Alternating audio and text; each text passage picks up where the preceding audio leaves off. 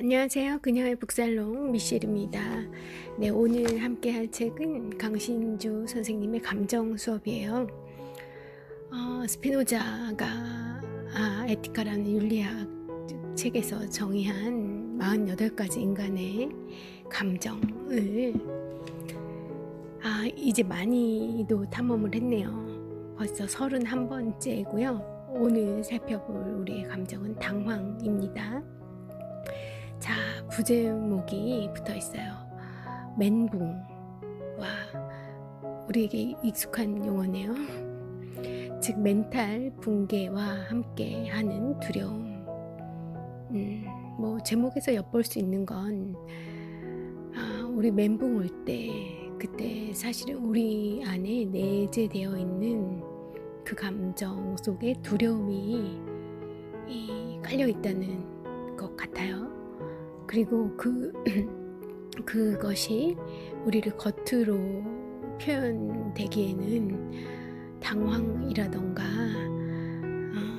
그런 형태가 되는 것 같고요. 그것을 또 우리가 친구들 사이에 말로 표현할 때는 나 멘붕이야 이렇게 표현하는 것 같아요. 그런데 이렇게 멘붕이라고 조금 우스워지는 표현을 함으로써 어쩌면 우리는 그 안에 깔려있는 당황스러운 내 마음, 그리고 또 그 안에 깔려있는 두려움, 이런 것들을 좀 지나치게 되는 건 아닐까, 그런 느낌도 좀 드네요. 자, 어쨌든 제 책으로 들어가 보겠습니다. 강 박사님이 또 스토리 하나 가지고 오셨겠죠. 네, 오늘 아주 또 유명한 소설입니다. D.H. 로렌스의 채털리 부인의 연인이라는 소설이에요. 이 금기시 되었던 청소년기의 권장도서로 나와 있는데 그러나 좀 금기시 되어 있었던 것 같은 권장과 동시에 금서로 되어 있었던 책이 아닌가 싶은데, 제가 기억하기로는 채틀리 부인의 사랑이라는 제목으로 기억을 하고 그런 책을 읽은 것 같은데, 이 책에는 제목이 채틀리 부인의 연인이라고 되어 있습니다. 자, 들어보세요. 금기를 만든 사람들에게는 당혹스러운 일이지만 금기는 우리의 숨겨진 욕망을 자극한다. 그 단어 자체, 우리는 하지 말라는 거 막 더 하고 싶잖아요. 그래서 금기는 우리의 숨겨진 욕망을 자극한다. 이 문장 맞는 것 같습니다. 대개 금기는 정치적이거나 성적이거나 아니면 종교적인 것과 깊은 관련을 맺는다. 1980년대 초는 신군부가 권력을 잡고 있던 암울한 시절이었다. 그쵸. 우리 역사에서 1980년대 초는 암울한 시절이었다고 해요. 저는 당시에 어렸어서 잘 기억나진 않습니다만, 당시 사회 도처에서 권력이라는 건 정화라는 차원으로 인간의 다양한 욕망과 감정을 통제하려고 하였다. 이런 시절에는 억압된 금기를 자극하는 영화들이 많이 소개되었었고 또 많은 관객을 불러 모았다. 자신들의 억압적인 정화 운동으로 생긴 반발을 이런 자극적인 영화를 통해 해소시키려는 그런 신군부의 배려였을까? 여기 배려라는 단어는 좀 반어법이겠죠? 아마도 정치적 불만을 영화라는 가상 공간에서 섹스로 해소시키게끔 그쪽으로 분출하게끔 하는 이 사회 운동으로 분출되는 것이 아니라 그런 자극적인 영화로서 그런 감정들을 배설해버리게끔 하는 그런 국가의 문화 전략의 일환이었을 것이다. 어쨌든 당시에 에로 영화는 극장가를 거의 장악하다시피 했다. 당시 에로 영화 붐을 상징했던 대표적인 작품들 가운데 하나가 바로 실비아 크리스텔이라는 여배우가 주연으로 나왔던 채털리 부인의 사랑이다. 영화 제목은 또 채털리 부인의 사랑으로 되어 있었나 봅니다. 1981년에 개봉이 되었다고 하고요. 이 국내 영화, 국산 영화도 이런 자극적인 영화들이 넘쳤었다고 하고, 그 해외판 자극 영화, 에로 영화들도 많이 소개가 되었었나 봐요. 이 영화는 마마보이였던 D.H. 로렌스의 소설, 마마보이였었군요. 이 로렌스의 소설 채털리 부인의 연인을 성적인 코드를 더 극대화해서 영화화한 작품이다. 20세기 초에 로렌스의 작품은 음란물이라는 이유로 오랫동안 출판을 금지당했었다. 전쟁으로 하반신 불구가 된 귀족 남편 클리퍼드 채털리와 그의 매력적인 부인 콘스턴스 채털리가 두 주인공으로 등장한다. 이미 하반신 불구라는 코드로서 작가는 자신의 소설이 성적인 욕망으로 치달을 수 있는 장치를 이미 마련해 둔 셈이다. 사실 로렌스의 소설이 금서가 된 이유는 두 차례에 걸쳐 발생했던 세계의 대전의 탓도 매우 크다. 전쟁으로 불구가 된 남편을 성적 욕망 때문에 버려버리고 건강한 남자, 불구가 아닌 건강한 남자를 재구실을 할 수 있는 건강한 남자를 찾아간다는 이 스토리의 발상은 그나마 전쟁으로 피폐해진 당시의 가부장적 질서에서는 받아들여질 수가 없었던 것이다. 전쟁으로 부상당한 남편을 버린다는 내용을 어떻게 전쟁에 주된 참여자들이 그리고 사회 기득권자들이었던 그 남성들이 수용할 수 있겠는가?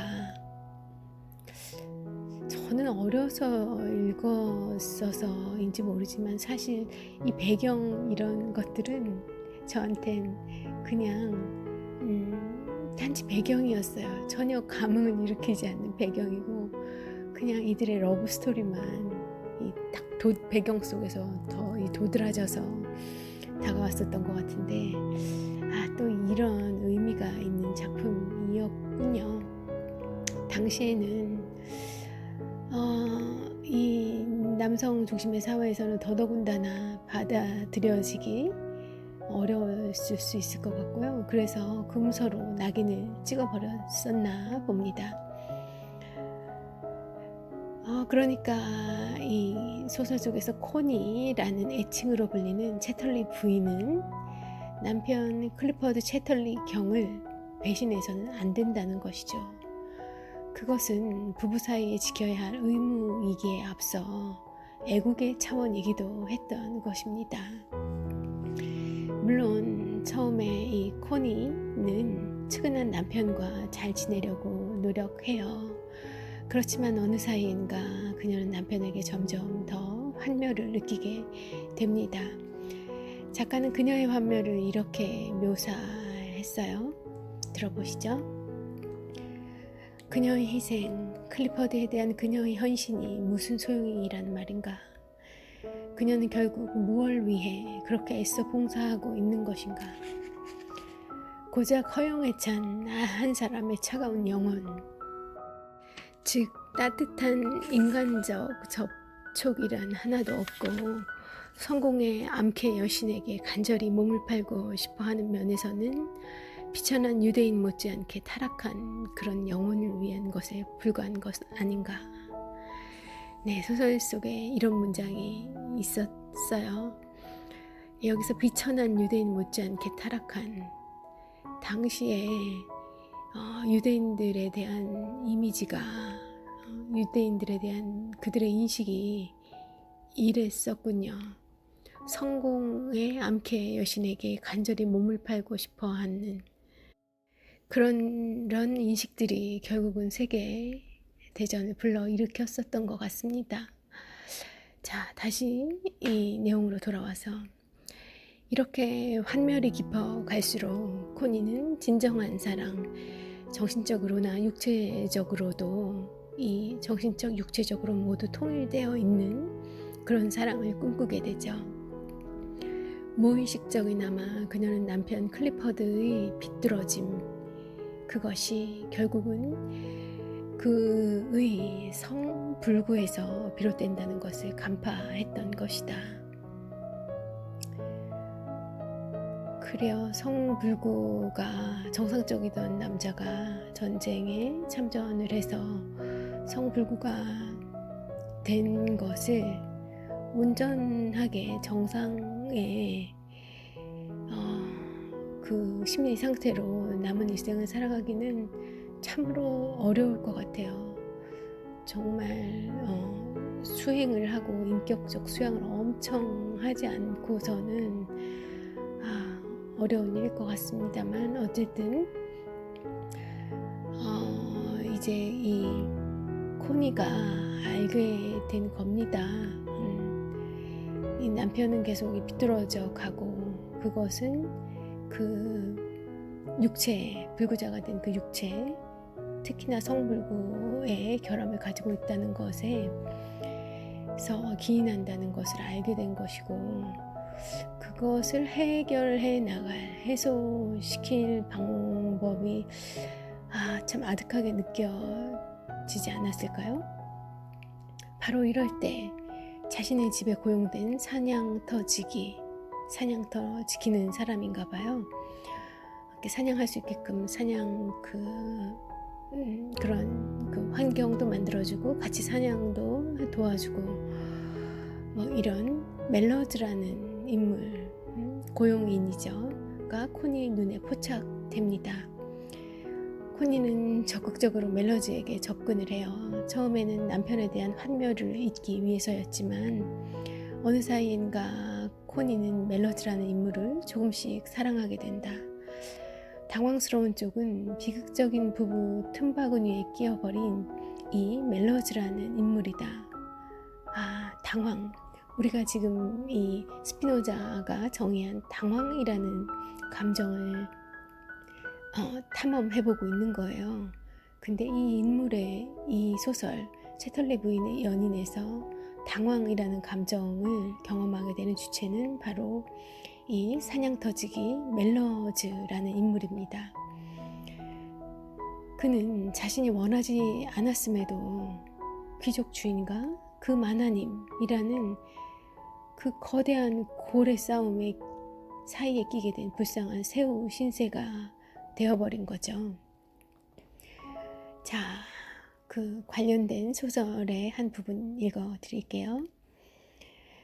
그녀는 오두막의 문간에 앉아서 꿈에 빠져든 채 지금 자신이 놓여있는 특이한 상황도 시간도 완전히 다 잊고 있었다. 채털리 부인이 너무나 아득한 생각에 빠져 있어서 멜러즈는 흘끗 그녀 쪽으로 시선을 돌렸는데 완전히 고요하고 뭔가 기다리는 듯한 표정이 그녀의 얼굴에 떠올라 있는 것을 보았다. 그에게 그것은 기다림의 표정으로 보였다.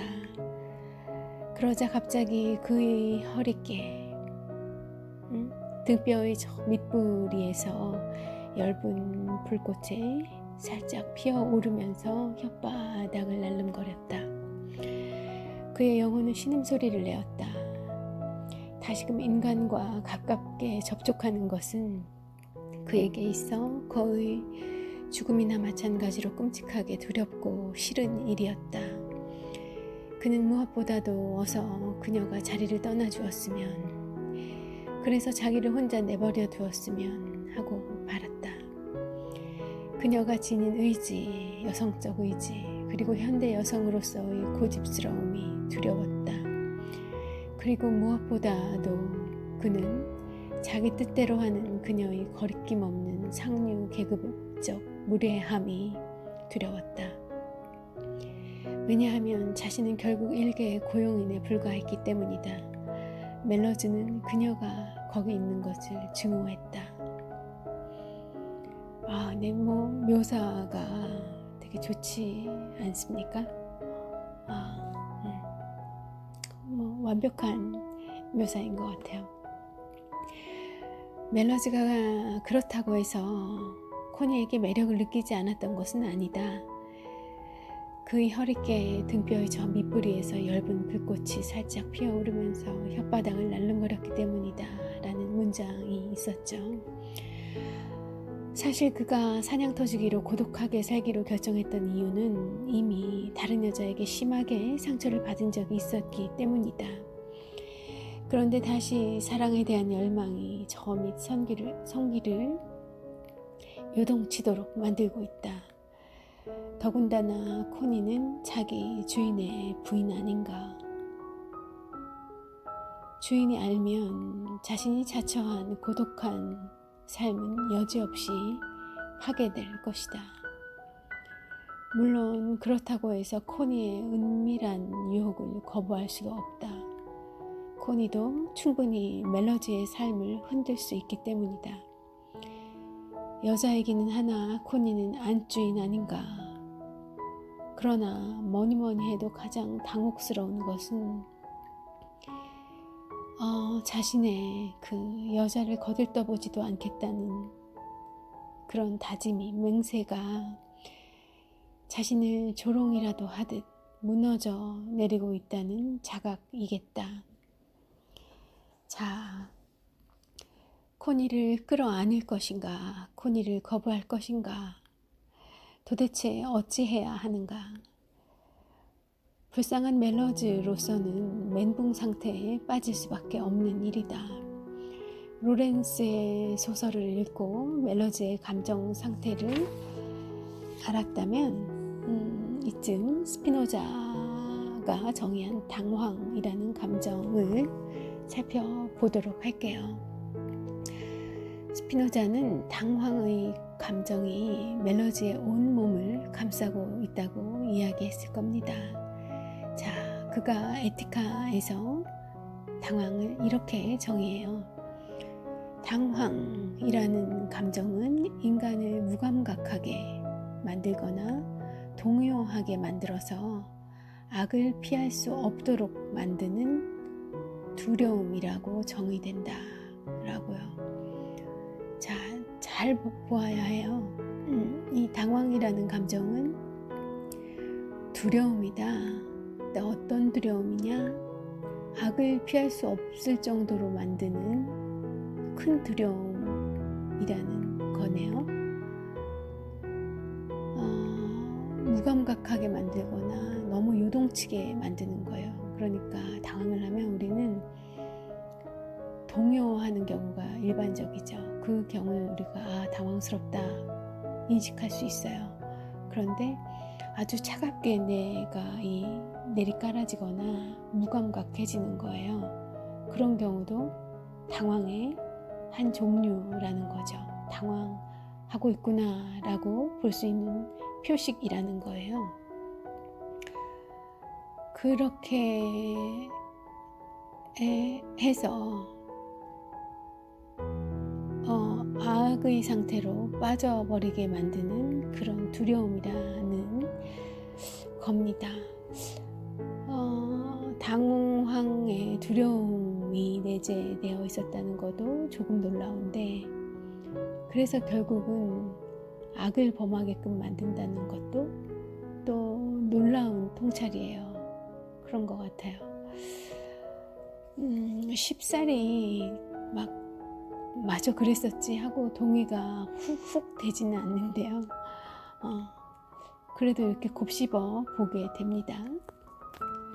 자, 당황의 감정을 정의하면서 스피노자는 이 감정을 더 구체적으로 설명합니다. 무감각하게 된다는 것은 악을 피하려는 그의 욕망이 경이로움에 의해 제약된다는 것을 의미하고,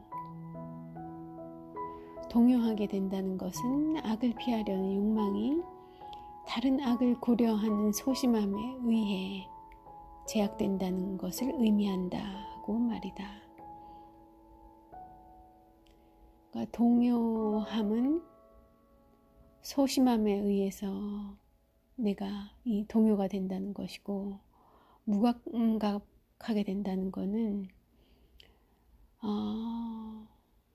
경이로움에 의해서 무감각하게 된다는 건데,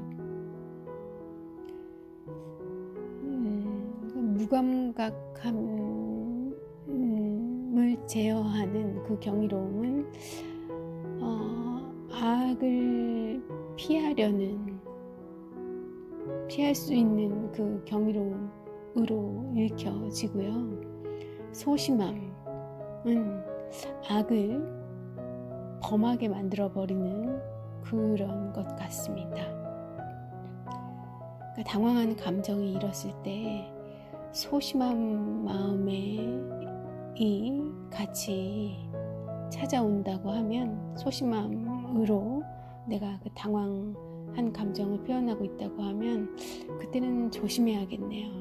그때는 정말 악 앞에 굴복할 수 있는 상태라는 이야기 같아요. 스피노자의 말씀은 정말 예상치도 못한 사태에 당황하고 있는 멜로즈의 마음 상태를 정확히 포착하는 설명 아닌가.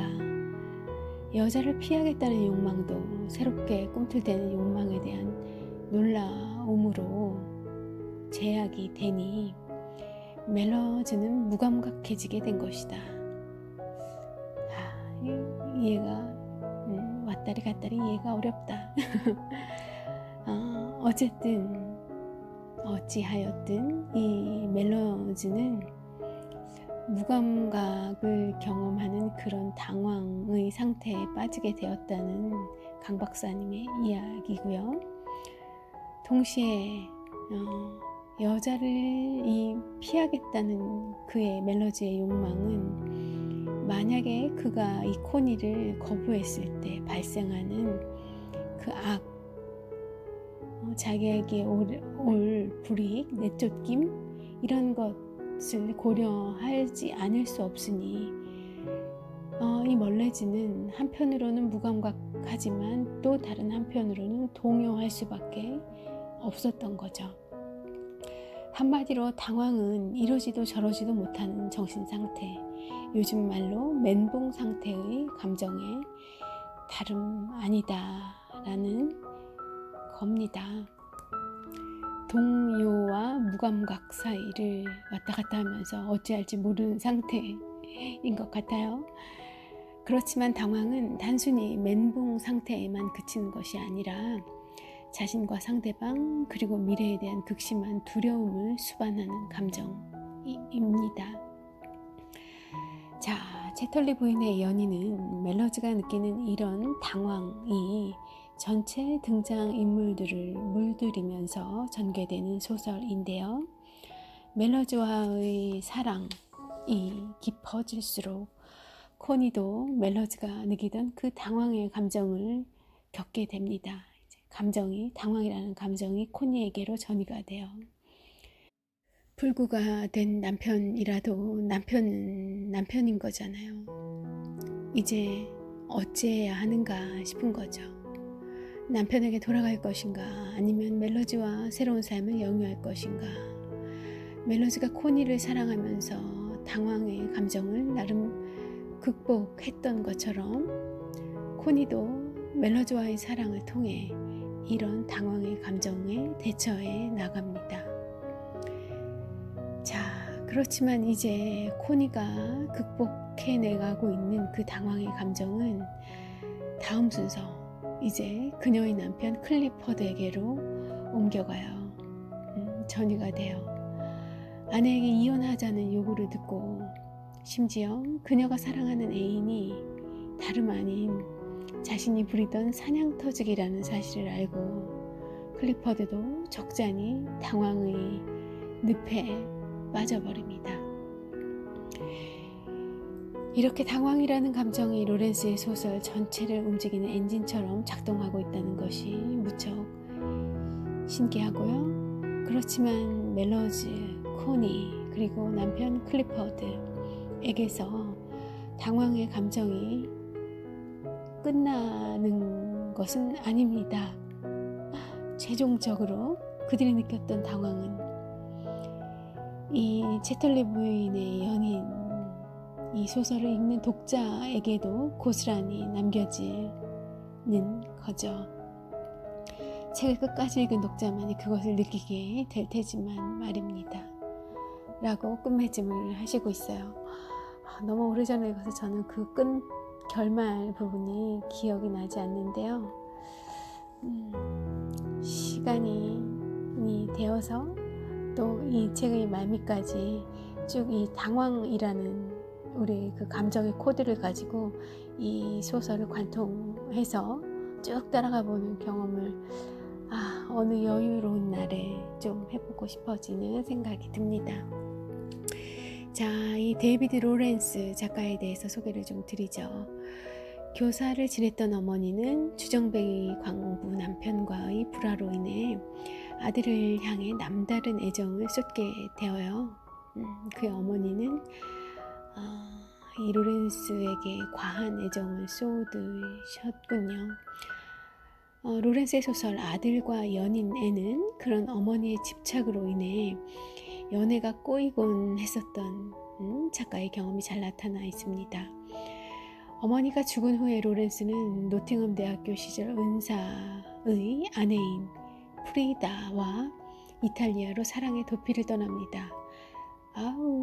그러니까 이 채털리 부인의 연인, 이것은 경험을 기반으로 한 작품이었나 봐요.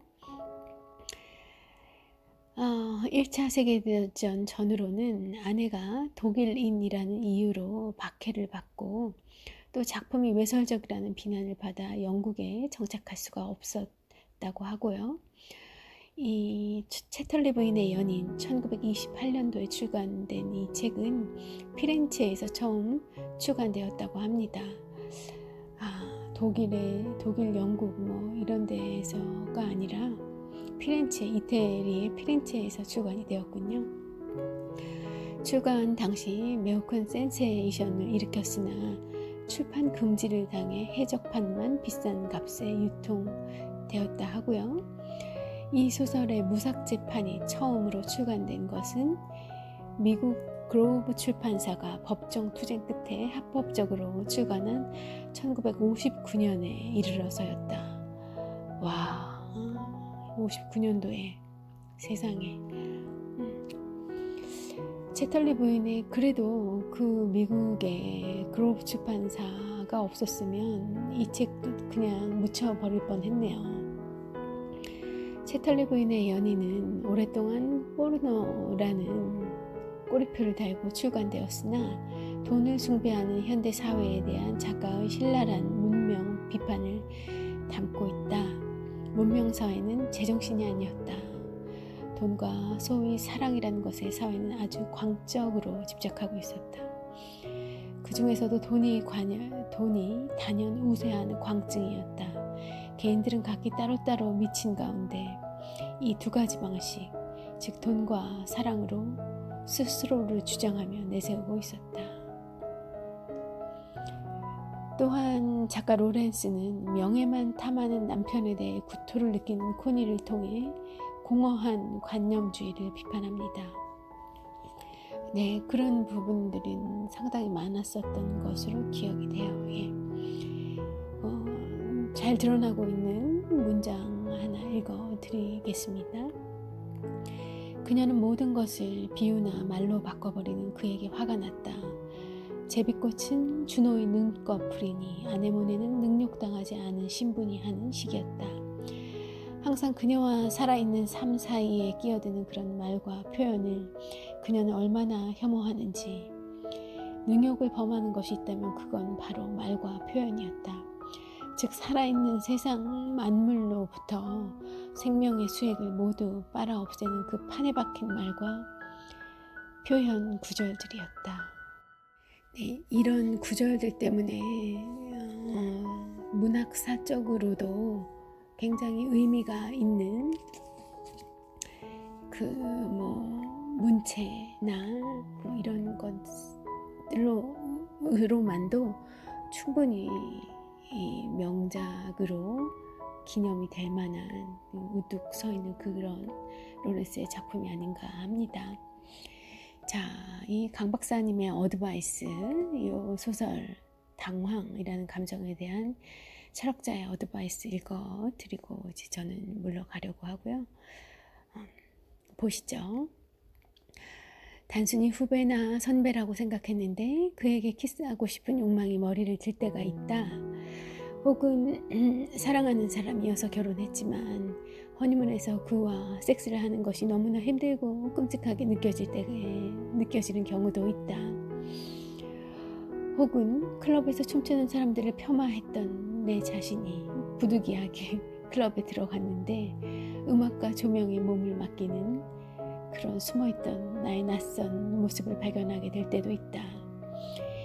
이처럼 전혀 예상치 않았던 욕망을 내 자신에게서 발견하게 될 때 우리는 당황하게 된다.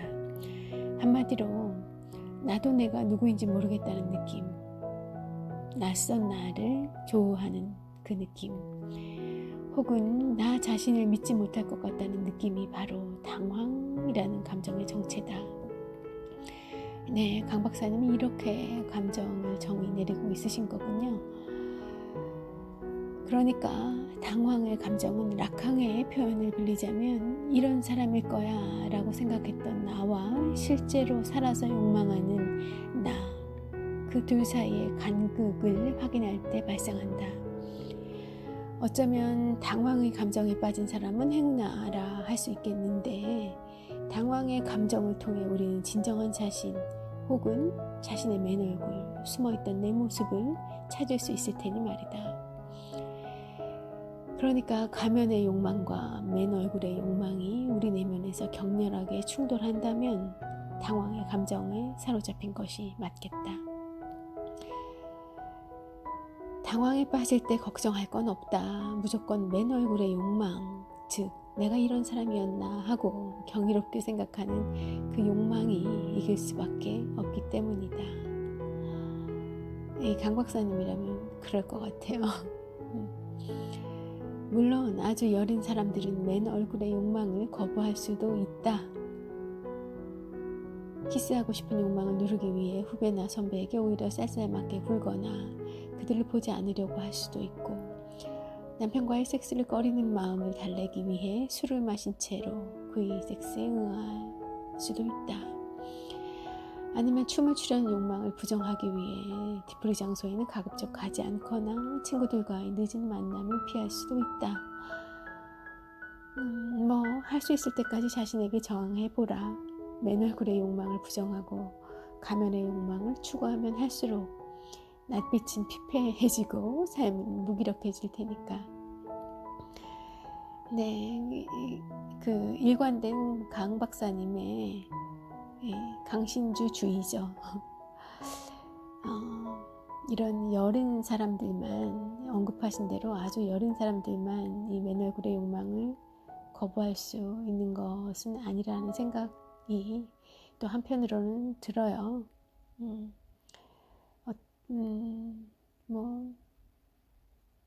보다 높은, 보다 큰 본인이 바라는 삶이 있다고 하면 이런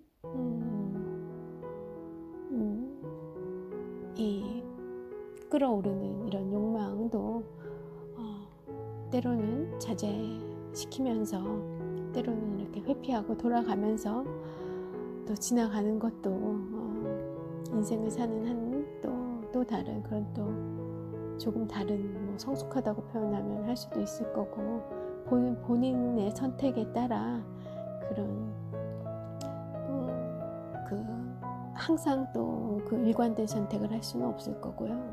인생을 살아가면서 이런저런 자신의 선택과 판단에 의해서 인생을 이렇게 지어나가는 것이 아닐까, 인생이라는 나의 직조물을 만들어 완성시켜가는 게 아닐까 하는 생각을 해봅니다.